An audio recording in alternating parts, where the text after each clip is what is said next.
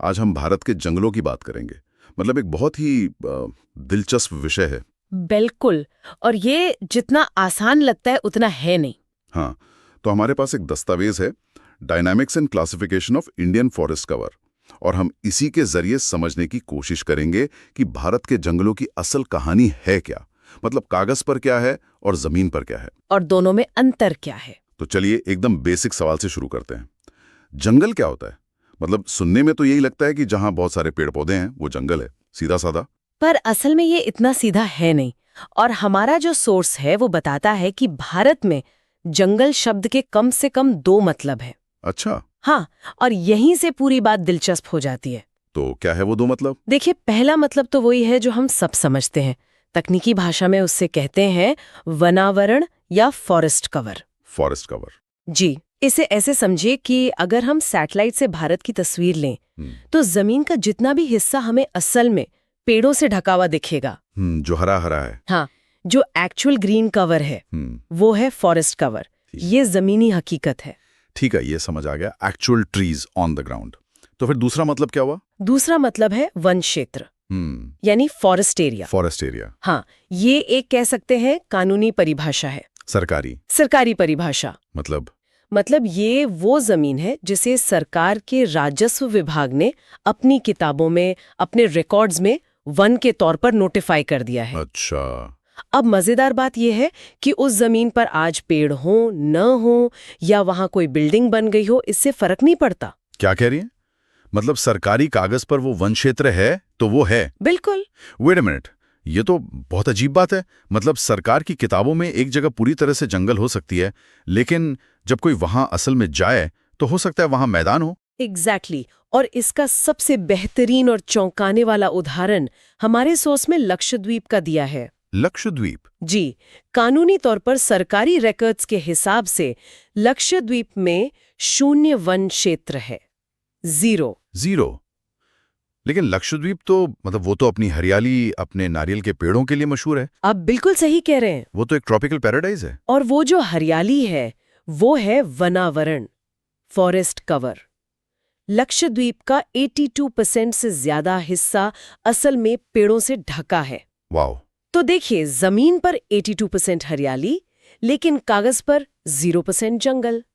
ये एक छोटा सा उदाहरण हमें दिखाता है कि भारत में वनों की हकीकत और कानूनी परिभाषा में जमीन आसमान का अंतर हो सकता है। और यही अंतर सारी नीतियों और संरक्षण के प्रयासों को जटिल बना देता है। वाओ, ये तो वाकई एक आहा मोमेंट है। इसने तो जंगल को देखने का मेरा नजरिया ही बदल दिया। तो चलिए इसी कानूनी वन क्षेत्र के चश्मे से एक बार पूरे देश को देखते। स्रोत के मुताबिक राज्यों को इस आधार पर बांटा गया है। तस्वीर कैसी दिखती है? तस्वीर काफी, कह सकते हैं, असमान है, एक जैसी नहीं है। स्रोत राज्यों को वन क्षेत्र के प्रतिशत के आधार पर बांटता है। एक तरफ वो राज्य हैं जहां 10% से भी कम जमीन कानूनी तौर पर जंगल है। 10% से भी कम? कौन से राज्य हैं ये? इनमें ज्यादातर उत्तरी और उत्तर पश्चिमी राज्य आते हैं, जैसे पंजाब, हरियाणा, दिल्ली, राजस्थान और गुजरात। तो ये जो उत्तर पश्चिमी राज्य हैं, पंजाब, हरियाणा, इनमें 10% से कम वन क्षेत्र हैं। इसका मतलब क्या हुआ? क्या यहाँ विकास के लिए जंगल ज्यादा कटे या यहाँ की भौगोलिक स्थिति ही ऐसी है? ये दोनों का मिश्रण है। देखिए, पंजाब और हरियाणा में हरित क्रांति के लिए कृषि पर जबरदस्त जोर दिया गया। सही बात है। जिससे जमीन का उपयोग खेती के लिए ज्यादा हुआ। वहीं राजस्थान और गुजरात के कुछ हिस्सों में भौगोलिक परिस्थितियां, जैसे रेगिस्तान, भी एक कारण है। और दूसरी तरफ कौन से राज्य हैं, मतलब स्पेक्ट्रम के दूसरे छोर पर? फिर आते हैं 10 से 30% वाले राज्य, जैसे तमिलनाडु और पश्चिम बंगाल। और फिर स्पेक्ट्रम के दूसरे छोर पर है हमारे उत्तर पूर्वी राज्य, नॉर्थ ईस्ट। जी, वहां 30% से भी ज्यादा क्षेत्र कानूनी तौर पर वन क्षेत्र के तहत आता है। अच्छा। वहां की पहाड़ी और आदिवासी संस्कृति ने वहां के वनों को बचाए रखने में एक बड़ी भूमिका निभाई है। तो ये आंकड़े सिर्फ नंबर नहीं है, ये उस इलाके की कहानी भी बताते हैं। ये तो हुई कानूनी यानी वन क्षेत्र की कहानी। लेकिन जैसा हमने लक्षद्वीप के उदाहरण में देखा, असली कहानी तो वनावरण बताता है। बिल्कुल, एक्चुअल ग्रीन कवर। तो क्या स्रोत उसके आधार पर भी कोई वर्गीकरण देता है? हाँ, बिल्कुल देता है। और वो शायद ज्यादा महत्वपूर्ण तस्वीर पेश करता है। कैसे? स्रोत वास्तविक वनावरण के आधार पर राज्यों को 4 श्रेणियों में रखता है। 10% से कम वनावरण वाले अति कम संकेंद्रण वाले प्रदेश, ओके। 10-20% वाले कम संकेंद्रण वाले प्रदेश, 20-40% वाले मध्यम संकेंद्रण वाले प्रदेश और फिर 40% से ज्यादा वनावरण वाले अधिक संकेंद्रण वाले प्रदेश। तो इसका मतलब ये हुआ कि हमें हमेशा दोनों नक्शों को साथ रखकर देखना होगा, एक कानूनी नक्शा और एक असली हरियाली का नक्शा। बिल्कुल। हो सकता है किसी राज्य का कानूनी वन क्षेत्र ज्यादा हो पर वास्तविक वनावरण कटाई की वजह से कम हो गया हो। बिल्कुल। और संरक्षण के प्रयास कहाँ केंद्रित करने की जरूरत है, ये हमें असली वनावरण का नक्शा ही बेहतर बताता है। सही है। वो हमें बताता है कि देश के फेफड़े असल में कहाँ हैं। सही कहा। ठीक है, तो हमने समझ लिया कि जंगल कहाँ कितने हैं, कानूनी और असली दोनों तरीकों से। पर सवाल ये उठता है कि सरकार इस पूरी जटिल तस्वीर को मैनेज कैसे करती है। मतलब इसके पीछे कोई नेशनल स्ट्रैटेजी, कोई पॉलिसी तो होगी, जरूर है। और ये कोई नई चीज नहीं है। स्रोत हमें बताता है कि भारत में राष्ट्रीय वन नीति यानी नेशनल फॉरेस्ट पॉलिसी की एक लंबी तारीख रही है। अच्छा। पहली नीति तो 1894 में अंग्रेजों के समय बनी थी, जिसे आजादी के बाद 1952 में और फिर 1988 में बड़े पैमाने पर बदला गया। 1952 की नीति, ये आजाद भारत की पहली वन नीति थी। इसका कोई बड़ा लक्ष्य तो होगा ही। इसका एक बहुत बड़ा और स्पष्ट लक्ष्य था। नीति में कहा गया कि देश में पारिस्थितिक संतुलन मतलब इकोलॉजिकल बैलेंस बनाए रखने के लिए देश के कुल भौगोलिक क्षेत्र के कम से कम 23% हिस्से पर वन होने चाहिए। 23%? ये एक बहुत एम्बिशियस टारगेट लगता है उस समय के हिसाब से। हाँ बिल्कुल। मुझे स्रोत में एक और दिलचस्प बात दिखी।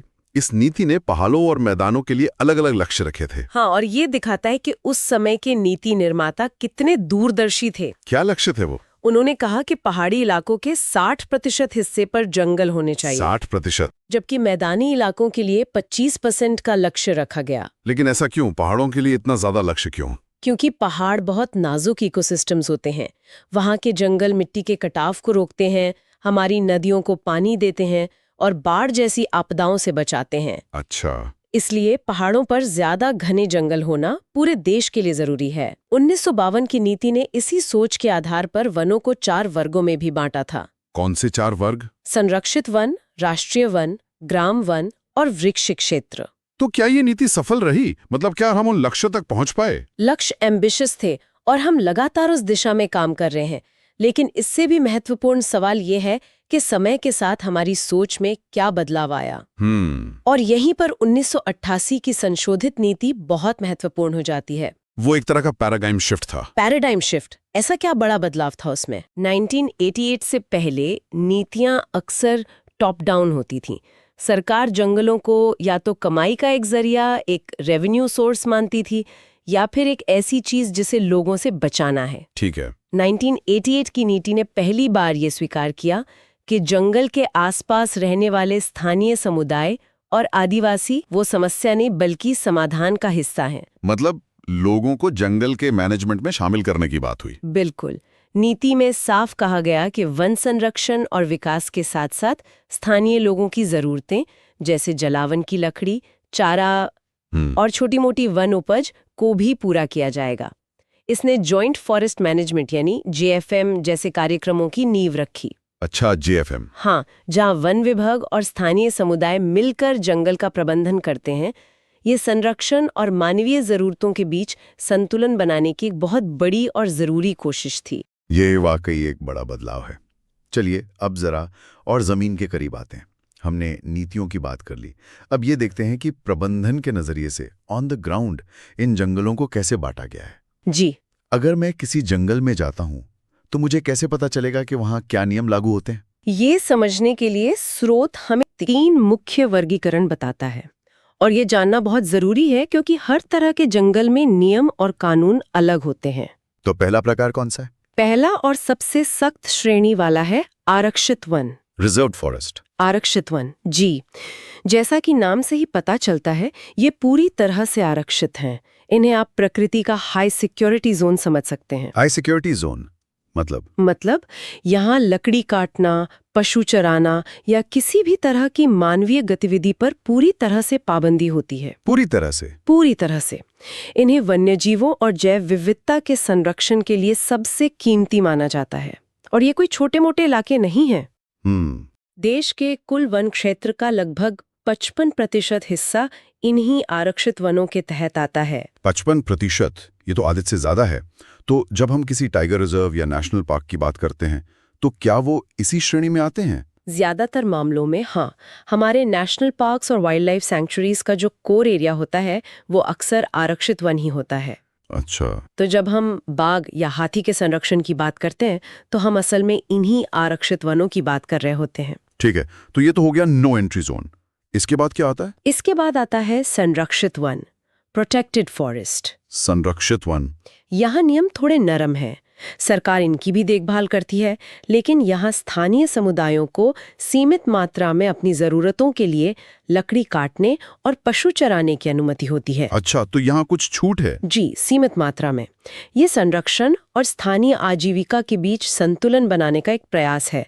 देश के कुल वन क्षेत्र का लगभग 23% हिस्सा इस श्रेणी में आता है। तो अगर हम इन दोनों को जोड़ दें, 55% आरक्षित और 23% संरक्षित, तो ये लगभग 78% हो गया। बिल्कुल। और स्रोत के मुताबिक इन दोनों को मिलाकर एक खास नाम दिया गया है, स्थायी वन क्षेत्र। स्थायी वन क्षेत्र, परमानेंट फॉरेस्ट एस्टेट। जी, ये वो हिस्सा है जिसे सरकार ने स्थायी रूप से वन संरक्षण और टिकाऊ प्रबंधन के लिए अलग रखा है। और इस मामले में कुछ राज्य बहुत आगे हैं। जैसे स्रोत में मध्य प्रदेश का उदाहरण दिया गया है, जहां कुल वन क्षेत्र का 75% हिस्सा इन्हीं स्थायी वनों के अंतर्गत आता है। 75%? हाँ, ये दिखाता है कि कुछ राज्यों में संरक्षण को कितनी प्राथमिकता दी गई है। वेट अ मिनट, तो अगर 78% जंगल स्थायी हैं, तो बाकी के 22% का क्या? वो किस श्रेणी में आते हैं? यहीं पर तीसरा और सबसे दिलचस्प वर्गीकरण आता है, अवर्गीकृत वन। अवर्गीकृत, अनक्लासिफाइड। जी, मतलब ऐसे भी जंगल हैं जिनका सरकार को पता ही नहीं कि उनका करना क्या है, उन पर कोई नियम कानून नहीं है। कुछ ऐसा ही। ये तो एक्सप्लॉयटेशन के लिए एक खुला दरवाजा जैसा लगता है। आपका सोचना बिल्कुल सही दिशा में है। ये वो वन है जिनका अभी तक कोई वर्गीकरण नहीं किया गया है। स्रोत के अनुसार इनमें लकड़ी काटने और पशु चराने पर कोई खास प्रतिबंध नहीं होता। कोई प्रतिबंध नहीं? कोई खास प्रतिबंध नहीं। ये अक्सर दूर दराज के इलाकों में होते हैं और इन पर सरकारी नियंत्रण बहुत कम होता है। ये एक तरह से ग्रे एरिया है। तो आज की हमारी इस चर्चा का सार ये है कि हमने एक बहुत ही सीधे से सवाल से शुरुआत की थी, जंगल क्या है, और पाया कि इसका जवाब कितना जटिल है। जी, हमने वनावरण यानी जमीन की हकीकत और वन क्षेत्र यानी कागज की हकीकत के बीच के बड़े अंतर को समझा। फिर हमने देखा कि भारत में वनों का वितरण कितना अलग-अलग है, कहीं 10% से कम तो कहीं 30% से ज्यादा। बिल्कुल। और हमने राष्ट्रीय वन नीति के विकास को समझा, खासकर 1988 के उस बड़े बदलाव को जिसने स्थानीय समुदायों को संरक्षण का हिस्सा बनाया। जी। और अंत में हमने वनों के 3 प्रशासनिक चेहरों को देखा, सख्त आरक्षित किले, संतुलित संरक्षित क्षेत्र और वो रहस्यमयी अवर्गीकृत जंगल। हाँ, जो अब भी नियमों के दायरे से बाहर हैं। और अंत में एक विचारणीय प्रश्न छोड़ते हैं। स्रोत हमें इन अवर्गीकृत वनों के बारे में बताता है जहां कोई खास प्रतिबंध नहीं है। तो इन क्षेत्रों का भविष्य क्या हो सकता है? सही सवाल है। क्या वे अनियंत्रित एक्सप्लॉयटेशन का शिकार होने के लिए अभिशप्त है, जिन्हें बचाने के लिए तुरंत वर्गीकृत करने की जरूरत है, या फिर वे स्थानीय समुदायों के लिए एक आवश्यक जीवन रेखा है? मतलब जिनकी परंपरागत जरूरतों को हमें बिना हस्तक्षेप के पूरा होने देना चाहिए। बिल्कुल। संरक्षण और आजीविका के बीच का ये संतुलन कैसे साधा जाए, शायद यही भारतीय वनों के भविष्य की सबसे बड़ी चुनौती है।